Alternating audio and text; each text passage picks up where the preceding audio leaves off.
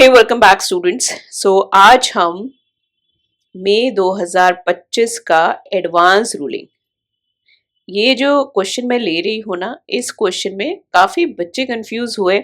एक तो as to answer कि इसने जो कुछ पूछा उसको कैसे हम जस्टिफाई करें फॉर 4 मार्क्स का क्वेश्चन है ये, ठीक है।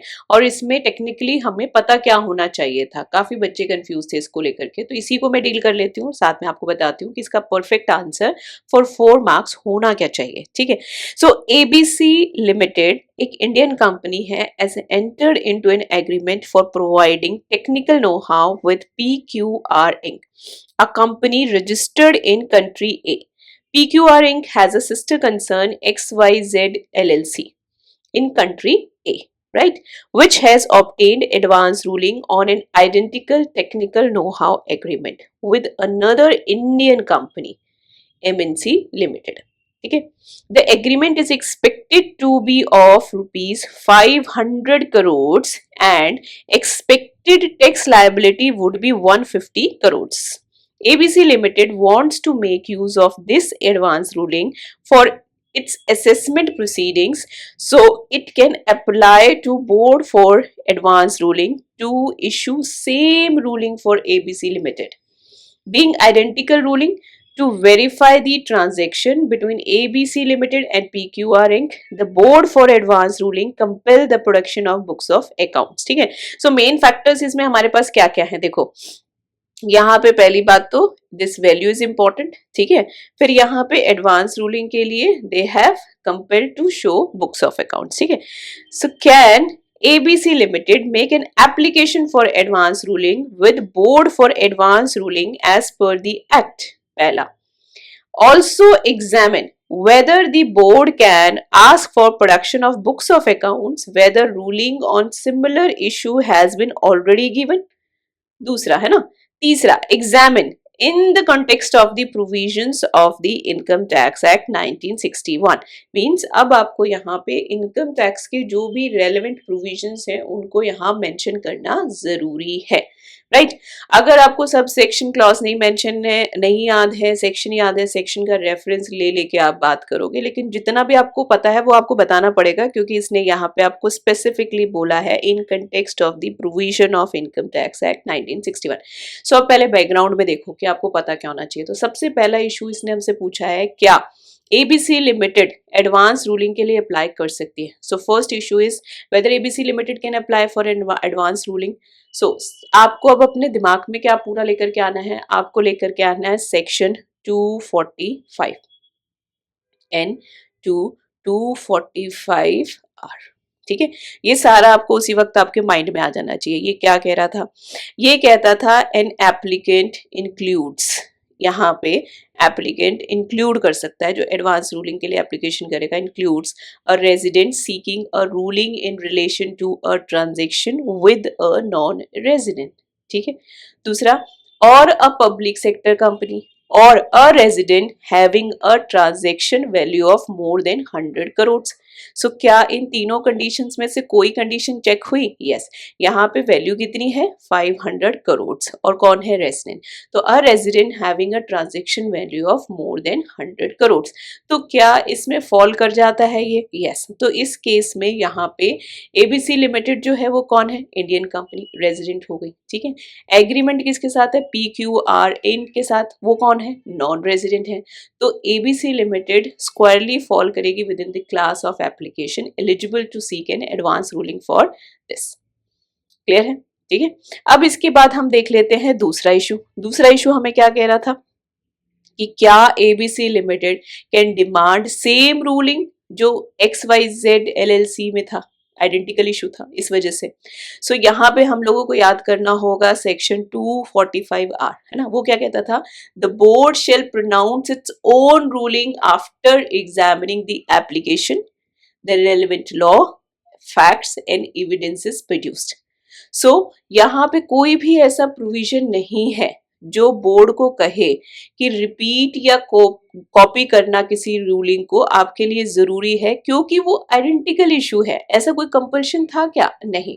सो जो एडवांस रूलिंग है ऑपरेट करता है on a case specific basis, ठीक है। कोई ऐसा कोई डॉक्ट्रिन अगर हम कहें फॉलो करना है, उन्हें कोई प्रिंसिपल से ही चलना है, ऐसा कुछ नहीं है, केस स्पेसिफिक चलेगा ये, है ना। सो इस केस में बोर्ड जो है उसको कंपेल नहीं किया जा सकता, ठीक है। ये हमें यहाँ से पता चल गया। अब थर्ड इशू क्या था कि whether the board can require production of books of accounts, क्या ऐसा हो सकता है। सो यहाँ पे फिर से आप जाओ 245 की शरण में, वो क्या कह रहा था कि board possesses wide fact finding powers, है ना। सो जिसमें क्या क्या इंक्लूड होता है, calling for records, requiring further document, seeking books of accounts, conducting inquiries through the principal commissioner और कमीशन, है ना। तो उसके पास इक्विवेलेंट जुडिशरी जैसी पावर्स होती थी क्या, यस। सो बोर्ड को यहाँ पे किसी भी ट्रांजेक्शन की जेन्युइनिटी चेक करने के लिए क्या उसके पास ये सारी की सारी पावर्स अवेलेबल थी, बिल्कुल अवेलेबल थी। तो इस सिचुएशन में हर केस को इंडिपेंडेंटली वेरीफाई करेगा, ठीक है। So there is no bar in the act restricting कि आप कोई रिकॉर्ड्स नहीं मंगा सकते हो। तो ये भी क्या यहाँ पे जस्टिफाइड है, यस। सो इसमें अगर आप लोगों को कुछ केसेस याद आते हो सपोर्ट के लिए, वो डाल सकते हो, उसको पूछा नहीं गया है, डेफिनेट सी बात है, ठीक है। अब ये तो हो गई राम कहानी जो आपको बैकग्राउंड में पता होनी चाहिए, ठीक है। अब बात करते हैं आंसर की, तो आंसर कैसे लिखना है, ठीक है। सो आपका जो फाइनल आंसर होगा that you have to write for 4 marks. Let me write it here, where is my black pen, blue pen, ठीक है। सो 4 मार्क्स के लिए आंसर, ठीक है। ए बी सी लिमिटेड जो है, being resident, entering into a transaction with PQR Inc., a non-resident is an eligible applicant under section 245 NB, that you have to exactly specify, ठीक है। अगर देखो आप इसे बिल्कुल समराइज फॉर्म में अगर ऐसे लिखते हो ना, आपने यहाँ मेंशन कर दिया, तो फिर कोई ज़रूरत नहीं है कि आप इस सेक्शन को यहाँ पे डिटेल करो। अगर आपको ये नहीं याद है तो फिर आप यहाँ पे लिखोगे as per section this which use to state this. तो जो कहानी हमने ऊपर सुनाई, फिर डेफिनेट सी बात है कि आपका आंसर जो है वो थोड़ी सी लेंथ पकड़ेगा, क्योंकि अब आपको कहानी बतानी पड़ेगी कि ये जो सेक्शन था ना, इसमें कुछ ऐसी कहानी कही गई थी और उसको हम बेस बना के कह रहे हैं, ठीक है। अब उसके बाद further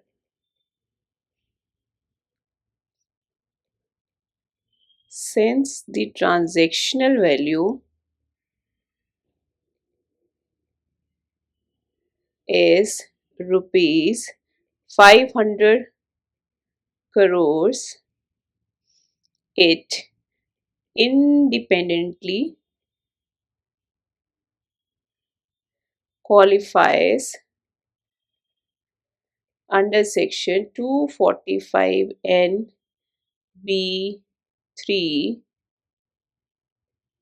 Okay, hence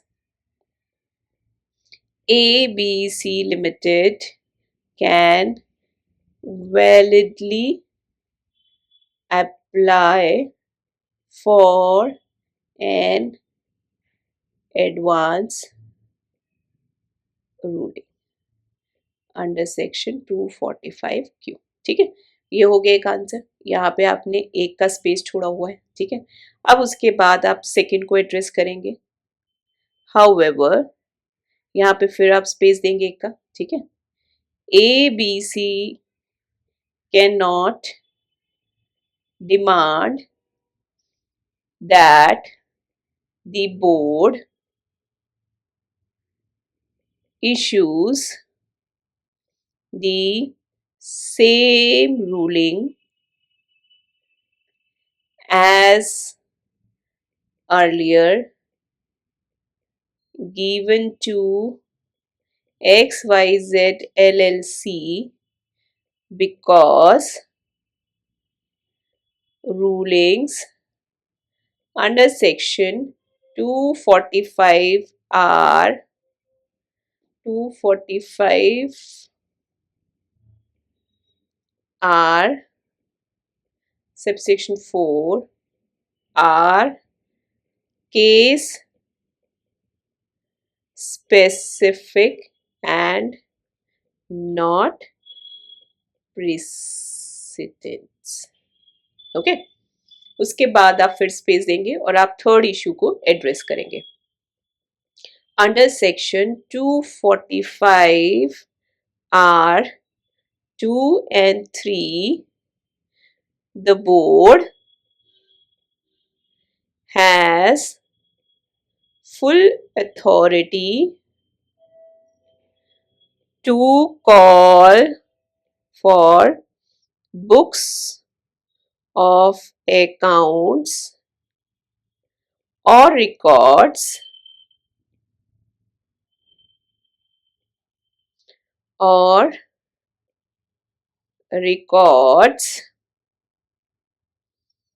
to verify the genuineness of tax implications of the transaction. ठीक है, even where a similar ruling exists. Clear? So there is no statutory bar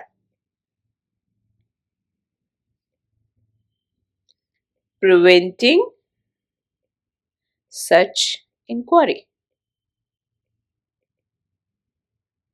ठीक है, इसमें कोर्स जो भी आपने अगर केस का कोई रेफरेंस देना तो यहाँ पे ऐड कर सकते हो, नहीं देना है तो इट्स फाइन.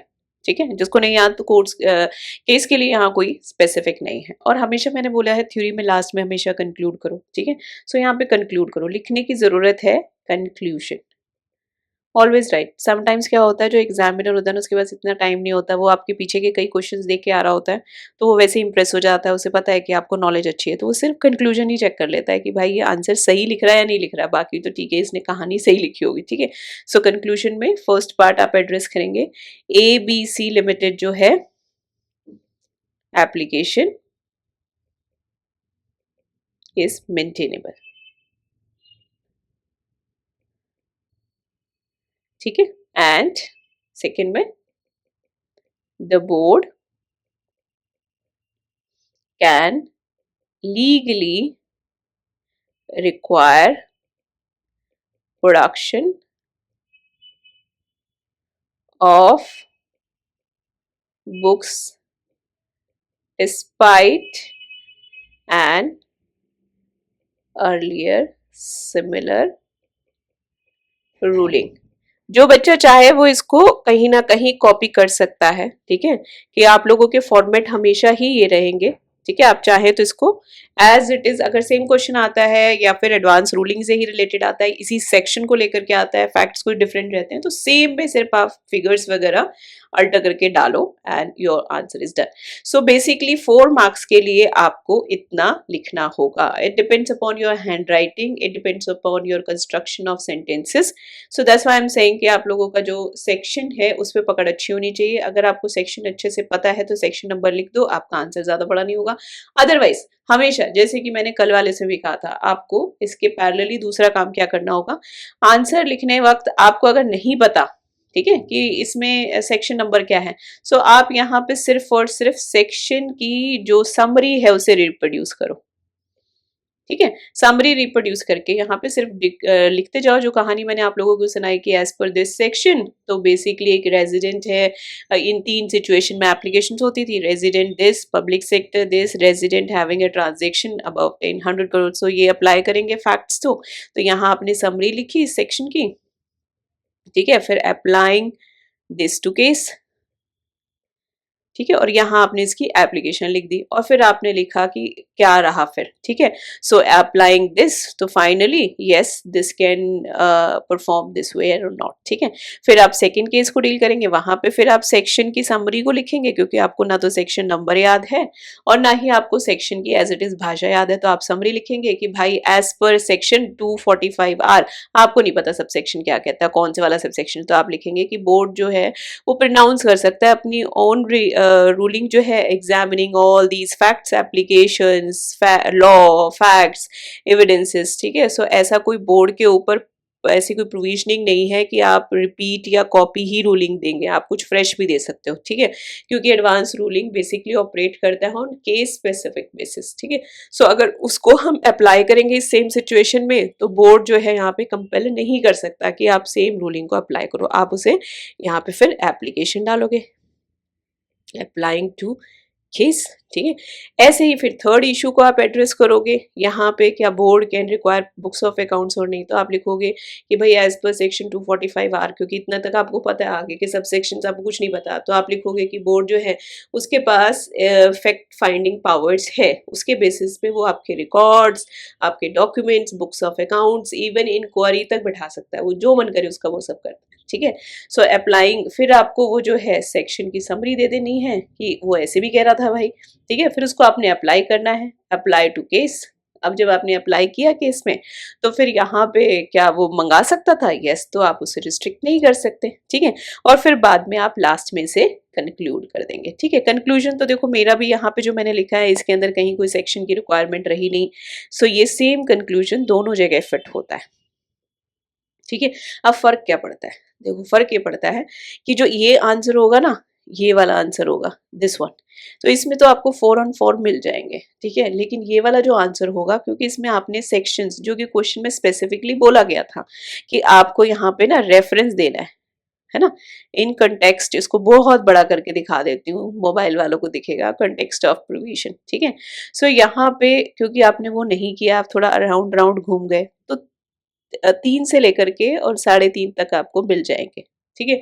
दिल बड़ा होगा तो 3.5 दे देगा, और अगर बहुत स्ट्रिक्ट मार्किंग पे आएंगे तो 3 मार्क्स, 1 मार्क्स मतलब आपके सेक्शन मेंशन के चले जाएंगे, ठीक है। So this is for advance ruling, attempt करना है आपको, तो this is the way to do it. Thank you so much for listening, और बच्चों को शेयर किया करो, जो बच्चे भी इन नीड हैं या आपसे बात होती है, आपको लगता है कि उसे ये सब कुछ दिक्कत है, तो please forward the videos to them also, ठीक है।